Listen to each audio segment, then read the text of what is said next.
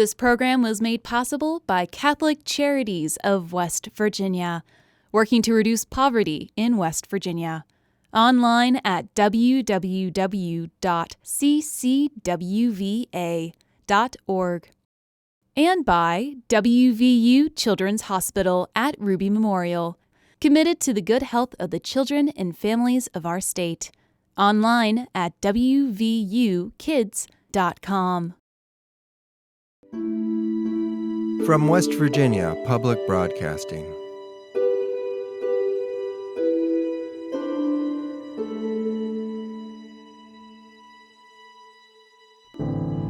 Children's first 3 years or 1,000 days shape their whole lives. It's the time their brains are set up for a lifetime of learning and strong relationships. And it's the best time to work on any problems, enabling them to catch up with other kids. But if you are a parent or caregiver working but not paid enough to live on, or if your job isn't full-time, or if you're unemployed, you may not be able to afford all the best for your child, especially paying for child care. Where you're just trying to survive, and yet a child is counting on you to do more than just survive. If children aren't getting what they need during that period of life, we've made them start out from behind. We've put them behind before they even get started.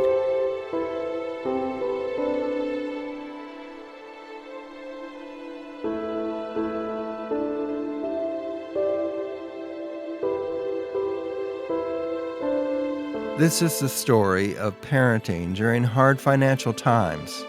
Since last week, I think I saw my kids maybe for 4 hours. Yeah.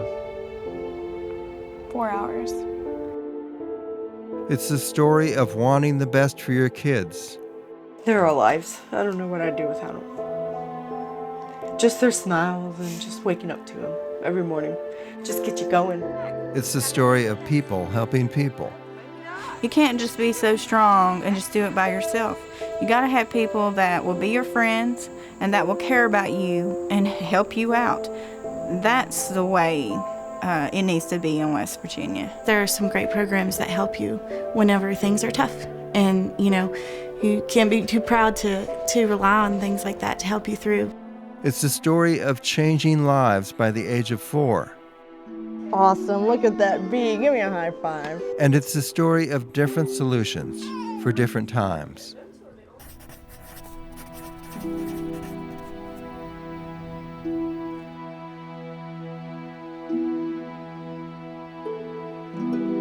People say, we grew up poor, but we didn't know it. And the truth is that it was different back then. That insight that people have is actually a really important part of the story. It's not just nostalgia. Things really were better if you were living from crisis to crisis or you were living below the poverty line, because while you were poor, perhaps in terms of resources, you were rich in terms of the social connections you had and the amount of people and the number and diversity of people you could rely on.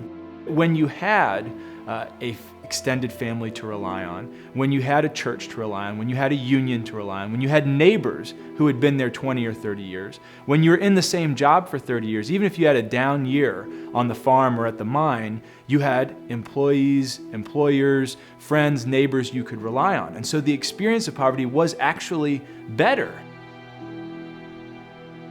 In the last 40 years, it's as if someone said, let's make life as hard as possible for the average family. And so you look at in every way that we take care of our kids and families, it's gotten worse in those last 40 years. Are there more jobs or less jobs than there were when you were a kid? Everyone knows the answer to that. There are less jobs. Do they pay more or do they pay less? They pay less. We tend to think of wages as constantly rising. Over the last 40 years, real wages have gone down. Are they easier to get jobs? Are they harder to get? They're much harder to get. You need much more education, you need much more training. Are jobs easier to keep or harder to keep? Much, much, much harder to keep. My grandfather, he died earlier this year. He's 94 years old. He had 4 jobs in his whole life. my son, who's almost 2, is supposed to have at least 30 jobs before he dies. Meanwhile, we ask folks, well, have costs gone up or down? And people just laugh because everyone knows that costs have gone up. Rent has gone up. Childcare has gone through the roof. Medical care is the #1 driver of bankruptcy in the United States. And on and on. Healthy foods. So if you've got less money coming in and more money going out and nobody to rely on because those social bonds are also deteriorating, that's the crisis we find ourselves in. A quarter of West Virginia's children live at or below the federal poverty level. That's over 99,000 children, more than enough to fill every seat in both the WVU and Marshall football stadiums. But many say the federal poverty level is an outdated calculation, and it doesn't reflect today's real costs of living. The federal poverty level was initially set in the 1960s, and it was based on the food budget of a family, and it was multiplied by 3 to allow purchases of other basic needs. Since that time, it's only been adjusted for inflation. But one of the big problems is our budgets have changed dramatically since the 1960s, and we no longer spend a third of our budget on food. It's usually more about 15%.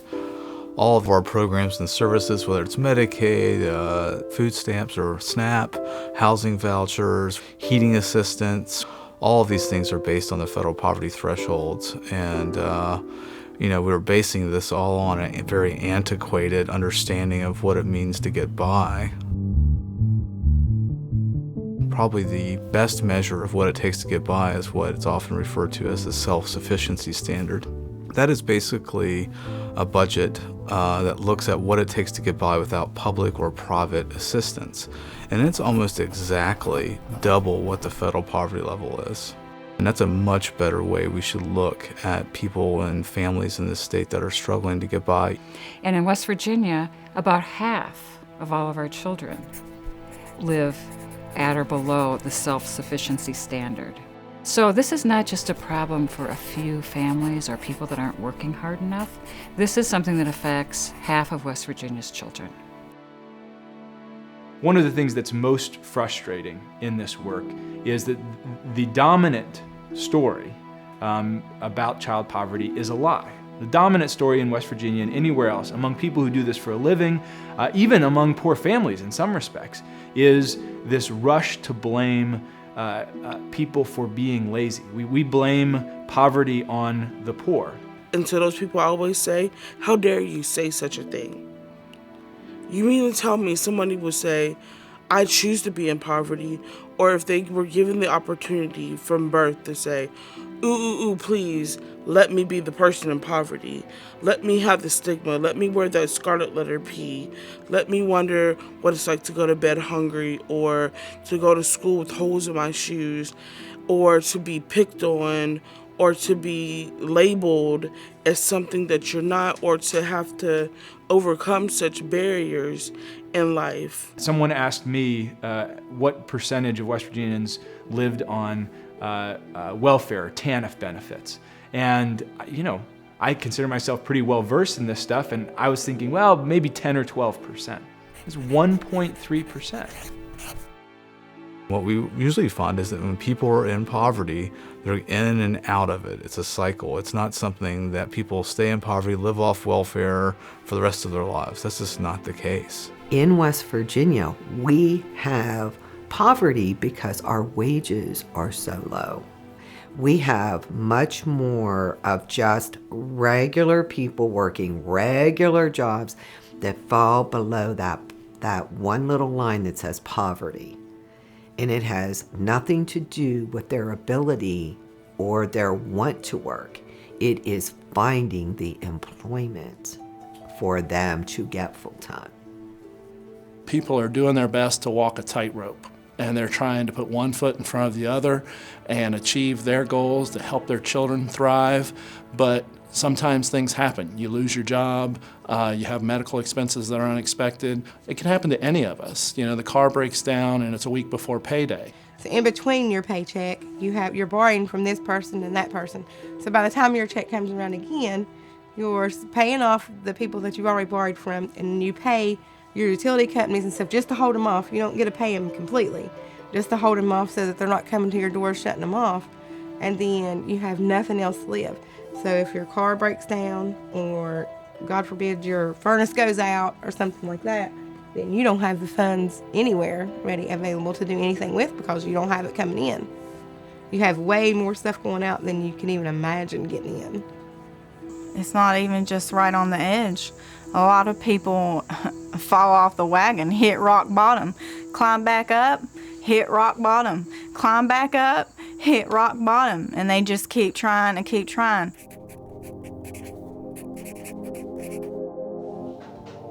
A common West Virginia story is, you have good times and you have bad times, and then you have good economic times and bad economic times.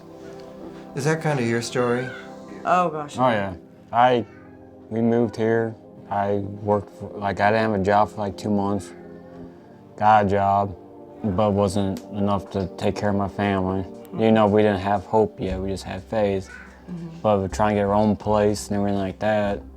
And then he finally got this job for the mining.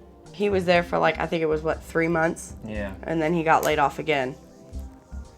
So then he went back to Northside, and then he got laid off from there. So then he collected unemployment until it ran out, and then I got a job. And then I got hurt, and then he got hired back. So I mean, we have definitely had our ups and downs, and it's been very rough, very rough.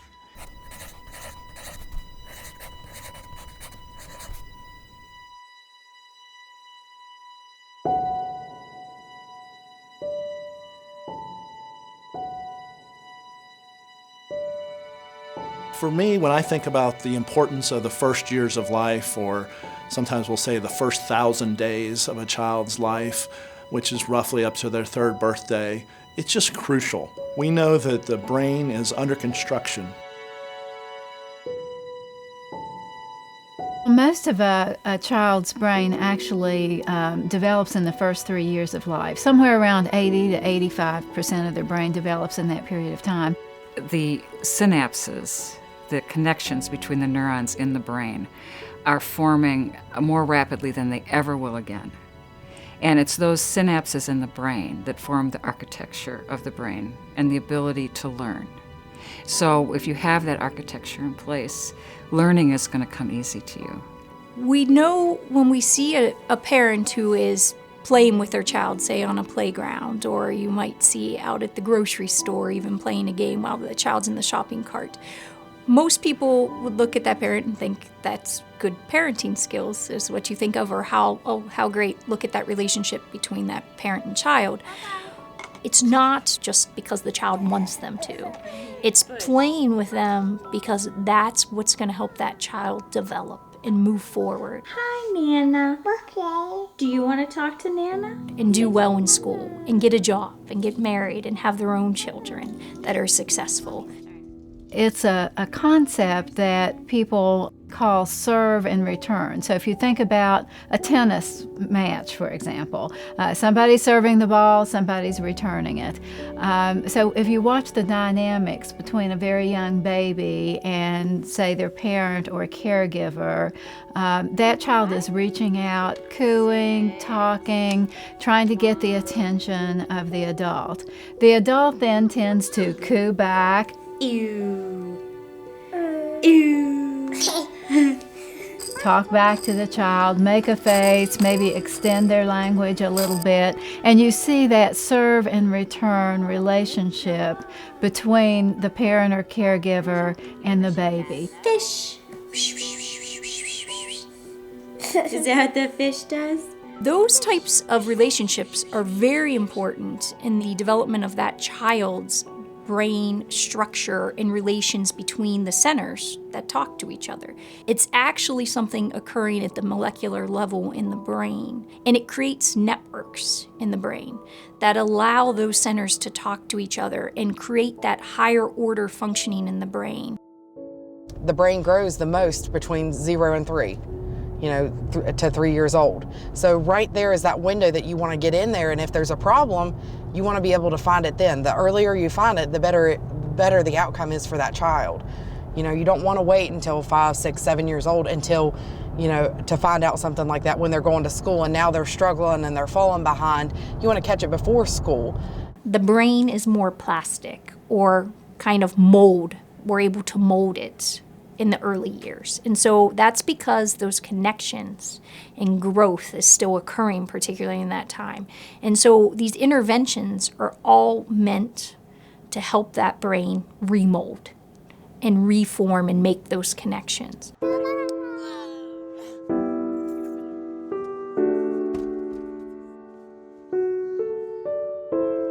We were at the Cherry River Park, and Leslie had come up to me and she asked me, she's like, I'm with Starting Point. She's like, and we make home visits and we come in and help you pretty much communicate with your kids better. And at that point, I was actually pregnant with Hope, and Faith was just turning 1, and I was still new to the mom thing, so I didn't really know what I was doing. I knew she was supposed to be talking, but she wasn't. So she was getting angry. Yeah, she was getting angry, and she was getting frustrated with herself because she couldn't communicate with me. We were fighting. Oh yeah. Because we didn't know what she wanted, and she'll throw a tantrum at us, and we pretty much just told her to go to her room because she was crying. And she would just get frustrated, and then I'd get frustrated because I didn't know what she wanted, so it was just a big mess. Does your child drink from a cup or a glass, putting it down again with a little spilling? No, not yet. Mm-mm. Does your child copy the activities you do, such as wipe up a spill, sweep, shave, comb her hair? Do you think your child hears well? Yes. Do you think she talks like other toddlers her age? Leslie, she came in and she did an evaluation, and she recommended me to birth to 3, and they came in and helped Faith out a lot. I always say anyone, even who is developmentally normal, can benefit from some of the therapies that we give these children. It's a little extra attention, it's a little extra repetition, and it's just more of that give and take relationship that they're learning, and that's just going to further the connections and development of the actual brain itself. As soon as she started seeing Faith, that's when she took off. Yeah, she started doing really good with her. She, colors, numbers, everything. She just took off within a month. What's your kitty's name? Sophie. Sophia. Sophia. Yeah. And it made her catch up so fast. It helped her more than anything, and it was awesome. Now, why does this matter? It matters because that gap just gets wider as they go to school. It's actually showing up about age 9 months now, beginning the gap in language development. And by the time they get to school, it gets larger and larger. The number of words that a child knows when they're 3 years of age is directly correlated to how well they do in school in the 3rd grade. And then how well they do about the 3rd or 4th grade in school is directly correlated to whether they drop out of high school or not. So as you can see, that's kind of an illustration of how those early experiences really make a difference to children's lifelong learning. Yeah, look at that. If they wouldn't have come in, I have a feeling she would be falling behind more and more and more. And the things that they did with her, yeah, they seem simple to us, but they're hard for her. They worked with us too. They gave us homework, to do with her, to get to know her more and to see what she needed. So, it was just, it's helped her a lot, and it's helped us a lot too to know. Now I know what to do with Hope, and now I know, I understand Faith a lot more too. So, it's awesome. It brought us all close together, really. Yeah, it did. Blue. Blue. Purple. Purple. What color is that one? Blue. Green. Good job. She feels like she's more independent now. Like she's more of a big girl. Yeah. And you can tell her self-esteem's a lot more. She wants to help out more, and like She's a good big sister. All right, you up in your bed.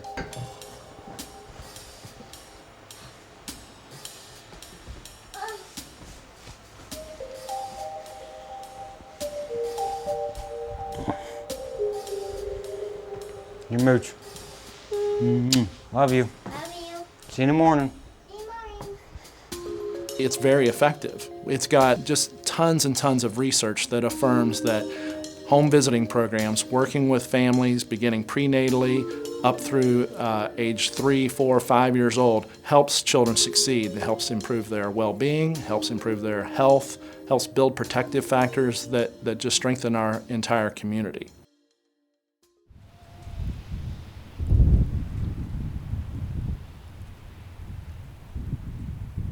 Kids usually have a strong attachment by then, and then they'll kind of show like a stranger anxiety. So that's like a type of situation when he was scared when he was younger. Sometimes it's common at this age to develop fears of like separation from the parent, losing a parent's love. So he's going to learn to be able to manage his fears by how you react to them. So when he's scared, you want to make sure you show that it's okay to be scared, but I'm here. I will keep you safe.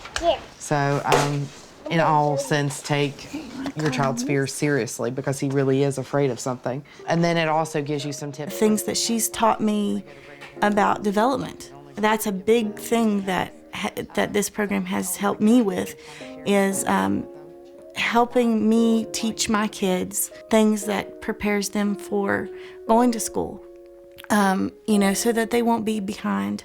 Because I don't want my kids to be behind. I want them to be where they need to be. He's starting to get it good. Hold that.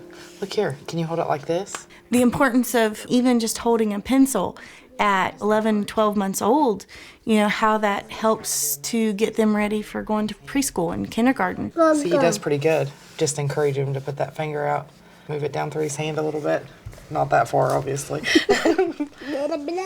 Getting those caregivers or families to look forward in the future and understand, well, if they don't develop this, then the brain doesn't make the next connection it needs to, or develop that next network, to then develop the skills so that child can actually write in school or do cursive or be able to type on computers. Inviting somebody into your home is kind of hard, but I have somebody to talk to. I have somebody to confide in, somebody that is familiar with my situation and, changing situations. I mean, she can give me help when things are up. She can give me help when things are down. She can give me help with if this child would develop this problem, And so as far as being brave enough to invite someone new into your home, rich or poor, you're going to have that person to confide in. You've both got jobs now. You're back to working, she's back to working, she's got her GED, you've got a bigger home. Now, what are your new goals? Own my own house, but that's gonna be a while. Well, that's a goal though. In the meantime, I'd like to get my CNA to be able to get a better paying job. Like, I only get part-time hours anyway. So, and I'd like to get more hours. Those hours are kind of perfect, but I need more money and more hours, so. When we look at in-home family education, one of the reasons it's such a popular strategy is, one, it helps people succeed, but also it's a two-generation approach. So what I mean by that is it's not just working with the children themselves and helping them get ready for school and succeed. All of that is important, but it's more than a program for children. It's a program for adults as well. It's a program for the family.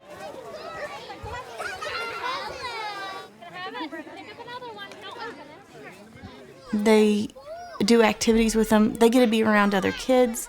I get to be around other parents and, talk with them about, raising kids and, just hanging out with some other people who are in the same situations that I'm in. I was like, she's not talking. Like she said hi for like 2 months straight. Is like the only thing she'd say was hi, hi. Everything was hi.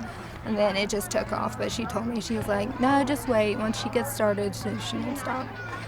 So she hasn't. I was like, yeah, is he at the right place where he needs to be?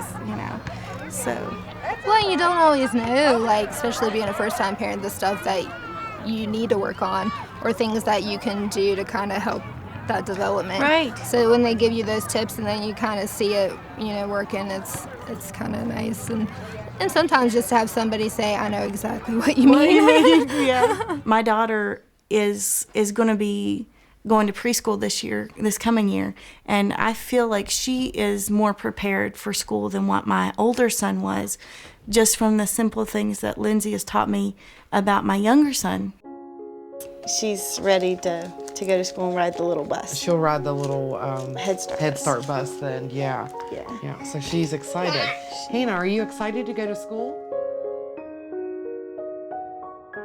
Being a parent is hard, but when we do our job with any kind of help, then we're giving our kids the better chance of doing well in school and in life.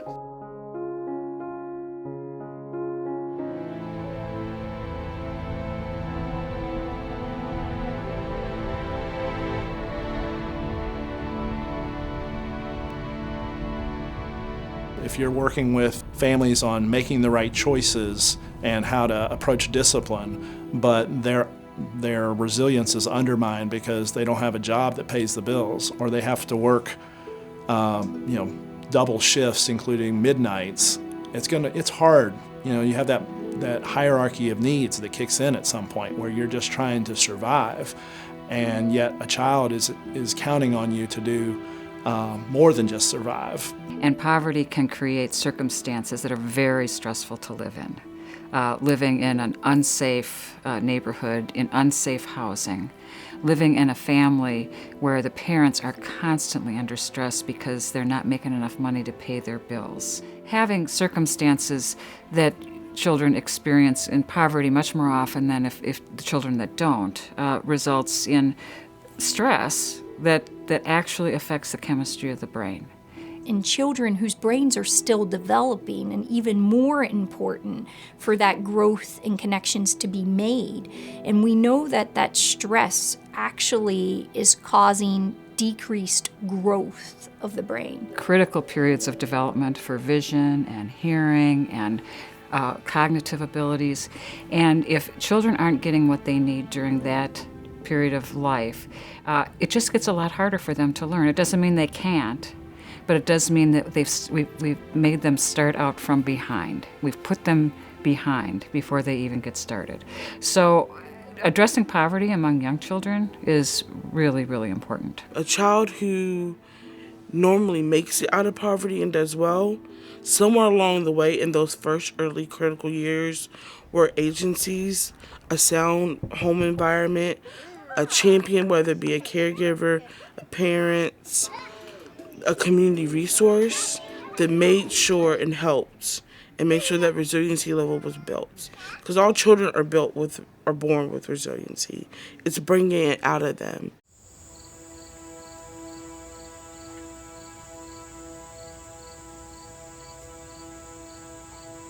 We were really poor. A lot of times we didn't have hardly anything to eat. I remember when food would run low, we would just have bread, ketchup, mustard, and mayonnaise. And I would eat mustard sandwiches. A lot of times just one piece of bread because it would be me and my 3 younger siblings. We starved a lot. I remember being hungry a lot. A lot of nights going to bed and my stomach hurting and aching. Both my mom and my dad were abused as children. So when they became parents, I don't think they really had the skill set of knowing how to be a good parent, but they wanted to try. They wanted to be good parents. My dad had a lot of psychological problems, and he beat us. He beat my mom. There was a lot of domestic violence. Whenever I slept, I would hear everything.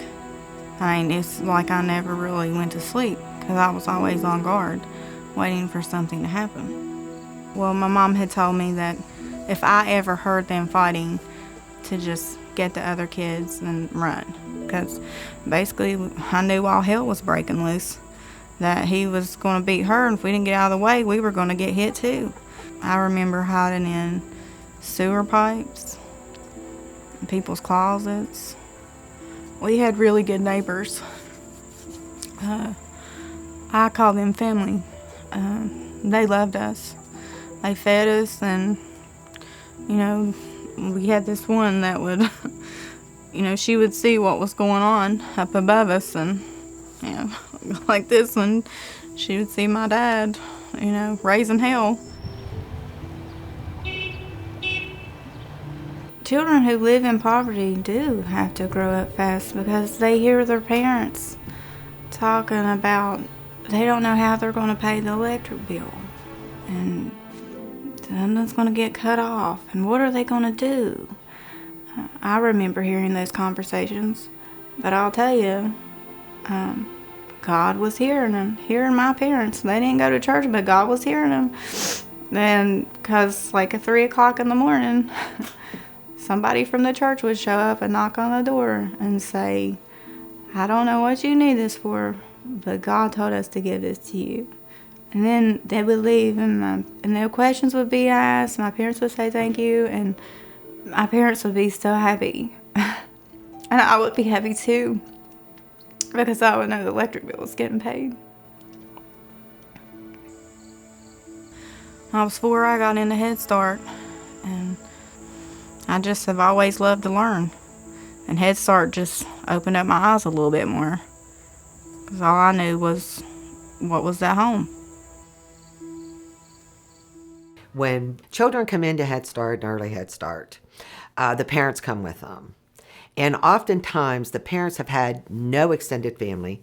There is absolutely no one to give them assistance, no one to pat them on the back, no one to give them a leg up. They are on their own. And at times that's very depressing. It's very hard for them to accept that they can do more and do better because there has been no positive influence on them. When that parent and their children come into our Head Start program, they're welcome, they're embraced. We embrace our families. My husband lost his job, and we both decided to go back to school. So we you know, he went for his master's, I went for my bachelor's degree. So that's what brought us to Head Start. Full-time child care in West Virginia, if you're a working parent, is anywhere from $6,000 to $11,000 a year. That's a lot of money. A typical household could spend over 1/4 of their income on child care. Unless we do something about that and make those investments, we're going to make it very difficult for both parents to enter the workforce, which they have to these days. We would be in debt if it wasn't for this program, because we'd have to pay for daycare, especially if we had daytime jobs. It would be very breaking the bank kind of thing. And we would be right back at the bottom. It was easy when we didn't have a job, but it was hard at the same time because we didn't have the money to buy the diapers, to go to the zoo, to do anything fun like that. You have to have money to do that kind of stuff. I would like to stay home. It would drive me nuts. I love my kids, I love them, but I have to work. I have to. If we don't work, then we're going to end up we'll just be back on the bottom. And right now we're in the middle. I don't want to be on top, and I don't want to be on. The middle is cool, but it's taking its toll. All right, bats. Do bats live in a dog house? No. Okay, how about in a turtle shell? Yes! A bat lives in a turtle shell? That's a crazy bat. How about we go back to the cave where it's all dark and spooky? And this. Yeah, that's where they live. They live on the roof. and the ceilings. And there's ghosts in it. Ooh. And now that we're working so much, they're not getting our time. And it's really starting to take a toll on me and her because we have 3 girls. Oldest is 7, well, she'll be 7, and she's starting to act out a little bit. And I believe it's because we're not in the picture all times now.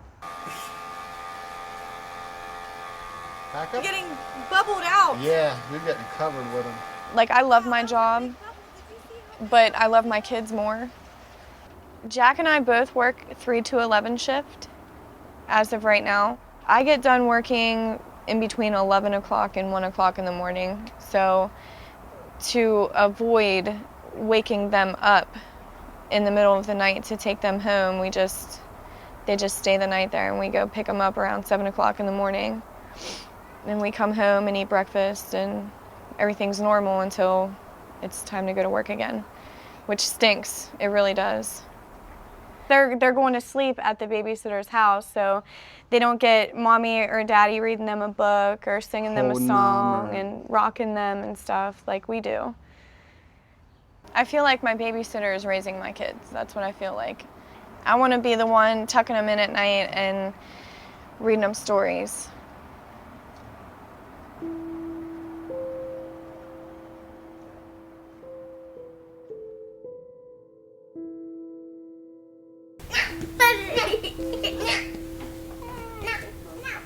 Are you excited to go to school, Jade?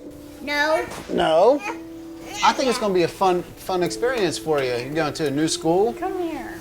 You're going to make some new friends. I'm going to be shy. Oh, that's all right. I was shy every time I went to a new school. But I always made friends.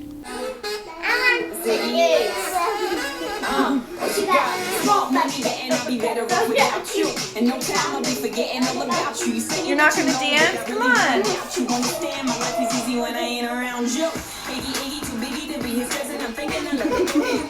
I love hearing my kids laugh.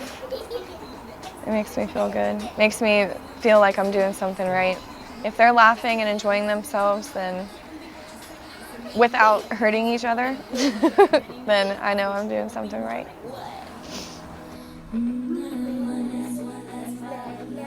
I was in college and I showed Jade that you're supposed to take school seriously, so hopefully I can pass that along to all 3 of them and they'll go to college and make something of themselves.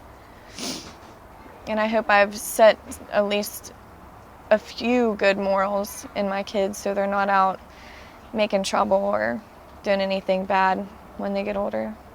And plus, me and Jack plan on being together forever, so with both the mom and the dad in the picture, I'm hoping that'll also show them some stability so they're not going out and being crazy.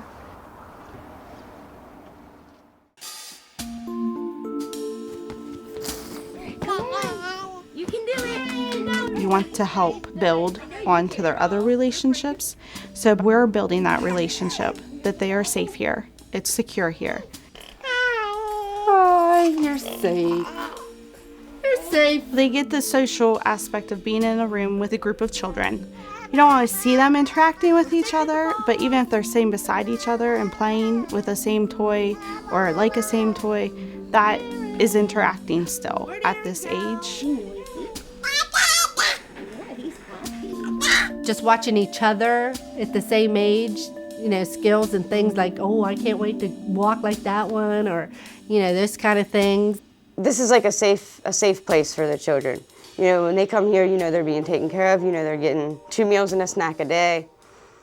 It's stable for them, which helps, even when they go home, if it's not so stable, at least they have something stable that they can look at and grow from. Cross that midline. Open. We work on the major gross motor skills, like their arms and their legs, and just get them moving so they know that they can move them and be easier for them to crawl or pull or grab. Everything's connected, so if they're not able to pull themselves up, or if they're not sitting up on their own, then that also will interfere with the capacity of what else they can do. I see. Language, we talk to them all day long. They talk back to us. Some do.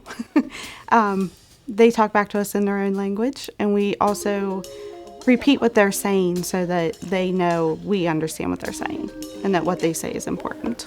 Oh. Yeah, tell me more. What else you got in there to tell me?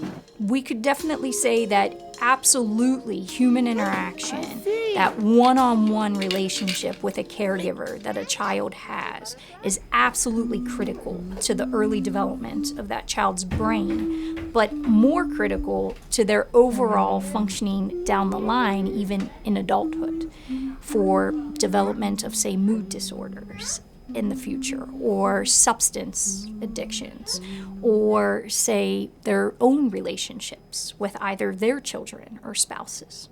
Everything's good. You're safe. Yes.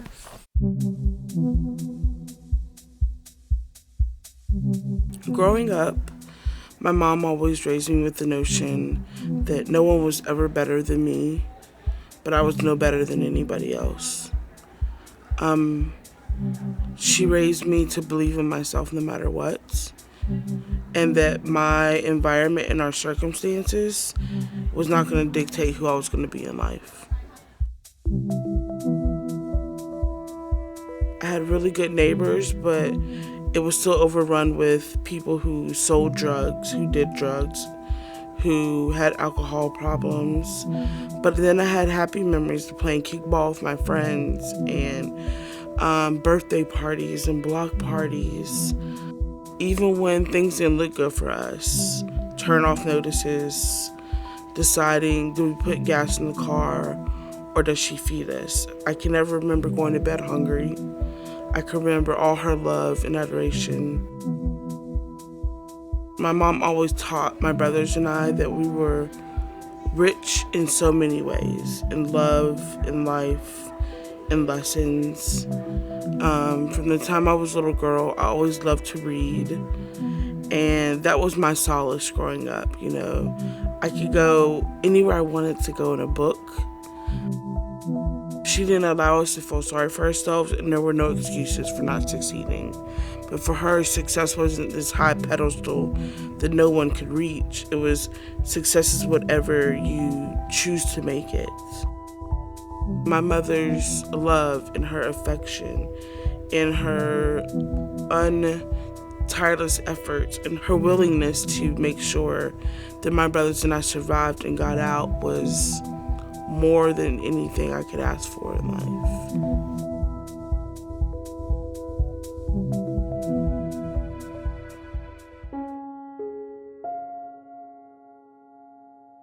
Children have that open mind, they have that open learning through play to express themselves at their levels.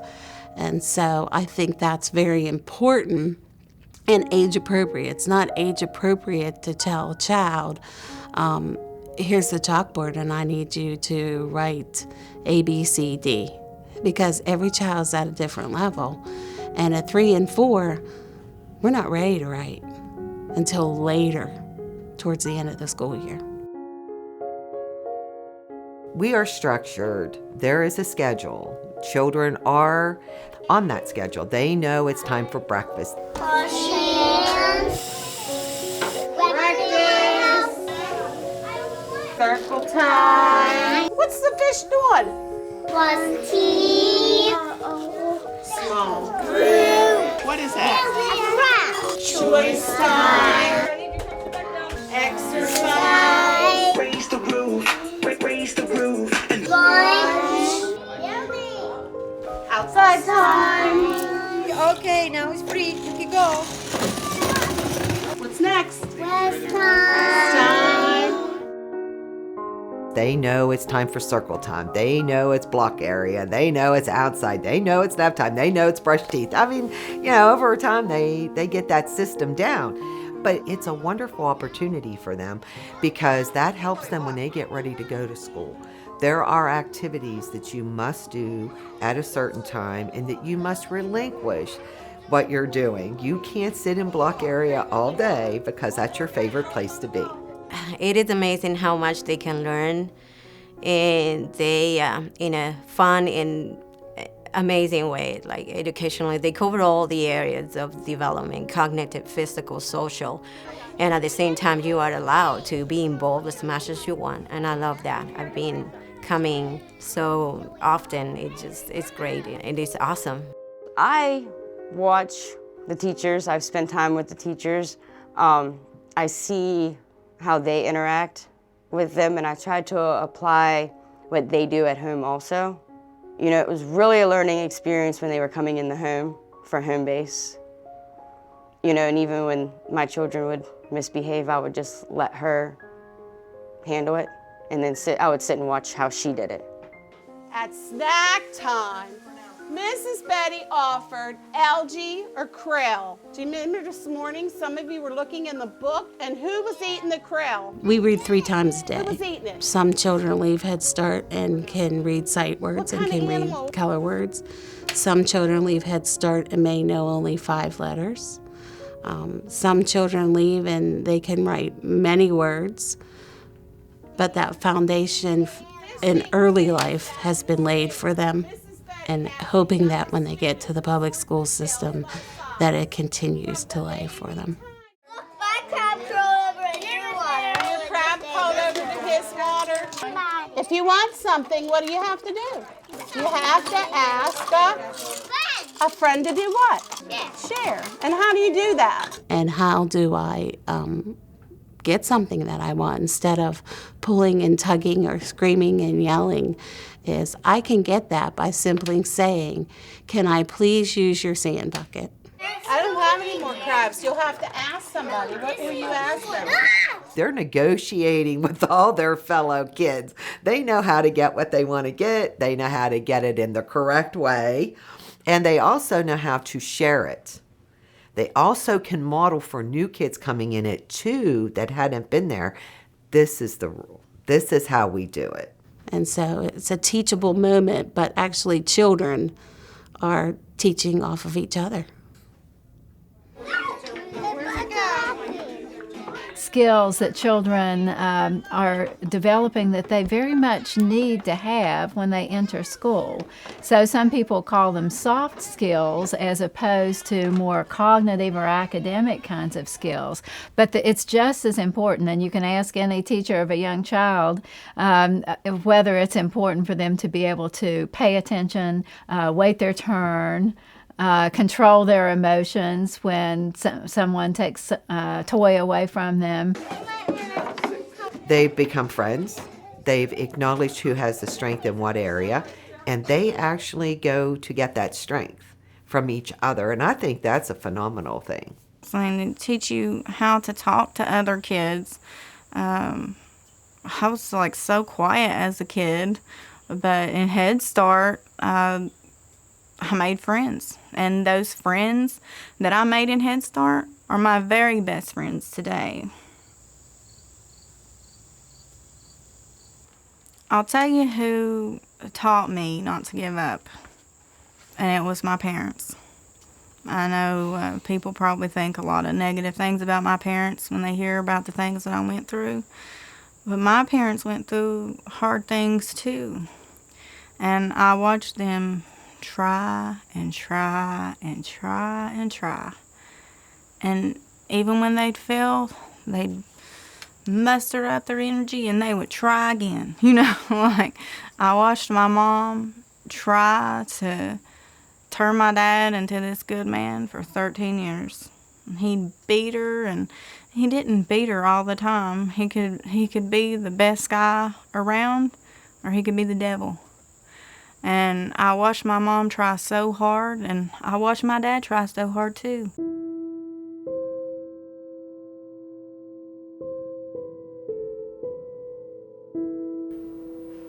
I don't know how I've gotten as far as I have. I mean, I guess it's by the grace of God.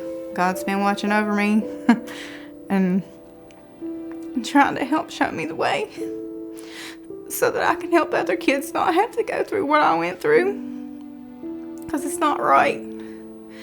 And I just feel like somebody should have helped us then. We shouldn't have to be talking about all the suffering and the sacrifices that we had to make now to get people to do something.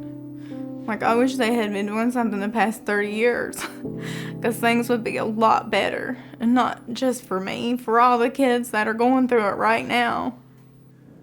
Our next panelist is Sabrina Schrader, who grew up in McDowell County, West Virginia. And that is a county in our country with one of the lowest life expectancies for men. I believe it's the lowest for men and the second lowest for women.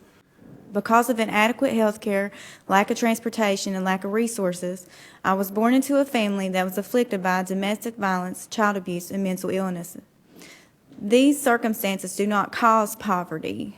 They are caused by poverty. I am not a success story. I did not pull myself up by my bootstraps. I am proof that we live in a country that even if you work hard and even if you do everything that you're supposed to do, you still may not have enough to make ends meet. I am still struggling to this day, but I am not struggling alone. I am also a leader with the Our Children, Our Future campaign. Our goal is to end child poverty in West Virginia, and this last year, we already helped win 6 statewide policy victories, from Medicaid expansion to prison reform to expanding school breakfast programs. For the first part of my life, most people wouldn't even listen to me, but this campaign has listened and helped me organize in my community to make a difference. Now I'm telling everyone I know so that everyone else knows they can make a difference too. When people get angry enough to fight, things get better. And I think we're going to be angry enough to fight, and I think things are going to get better. I don't know, I guess in some respects it's an article of faith. It's a challenge for our state, but it's not one that's insurmountable. When you look nationally at what the rates used to be for the number of senior citizens who were in poverty, in 1960 there was about 35%, or roughly what our child poverty rate is now. But as a nation, we made a commitment, and we strengthened Social Security benefits, we enacted other social service benefits, really strengthened the safety net, the social safety net for seniors. So as they walk that tightrope, they're supported. And the results have been profound. Now the poverty rate for senior citizens is less than 10%. So we have gone from 35% to less than 10%. And a big reason that we haven't made these investments is children don't vote. And a lot of lower income people tend not to be involved in the process as much as they used to be. I think the jury's out when it comes to early childhood development as to how serious we are about this as a state. There are lots of examples of things that we know how to do, that the research says gives us good results, and that are actually happening in our state. But the problem is there's not enough of those programs. There's not enough strong policy and funding behind an early childhood system that would reach all families, particularly the families that are most in need. People from all over this country, and specialists and economists and economic development officials have seen that investing in early childhood development and education and early intervention programs is our greatest tool to combat a cycle of poverty where children will have an enhanced chance to move out of poverty and not continue that cycle. We sort of knew a couple of generations ago that it made sense that if you put some money into prevention on the front end and good early childhood programs, that would save money on the back end. But that's really been proven by economists like Jim Heckman from the University of Chicago and Art Rolnick from the Federal Reserve Bank in Minnesota. Those folks are economists. They are not do-gooders like me. And they have been able to show that there is a return on the investment. For every $1 we spend in these programs, we can expect a return of at least $7. I don't know any company or anybody who wouldn't take that investment. Once those years are lost, you cannot get those years back. So it is imperative that early childhood is focused on, it is well funded, it is well respected, because those are the building blocks of a child's life. You can't expect for children to flourish later in life if you never address the issues or even planted the seed within the first 3 years. You're not going to reap a harvest or have a future if you never invest it from the beginning. Cassie found a full-time day job with Northern Panhandle Head Start, the same Head Start her children attend. And because her new job has different hours, her children now sleep at home. Heather now works for Nicholas County Starting Points. She has become a vocal advocate for early childhood programs. Faith is doing well in pre-K. Jessica is studying occupational therapy at a community college. And Brad and Jessica are in the process of buying their first home.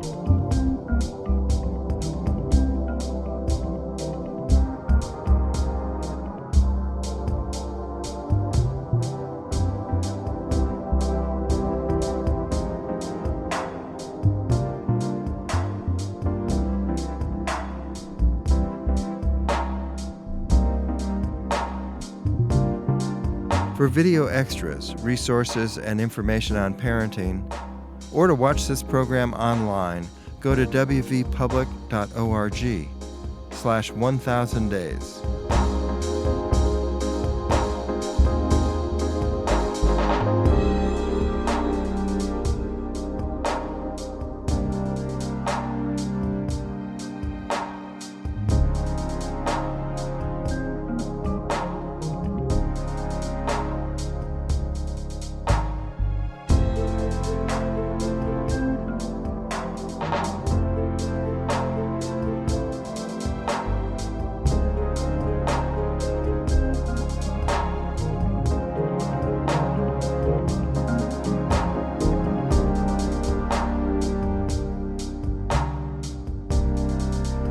From West Virginia Public Broadcasting.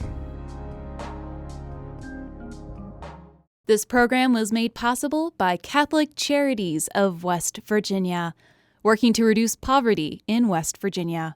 Online at www.ccwva.org.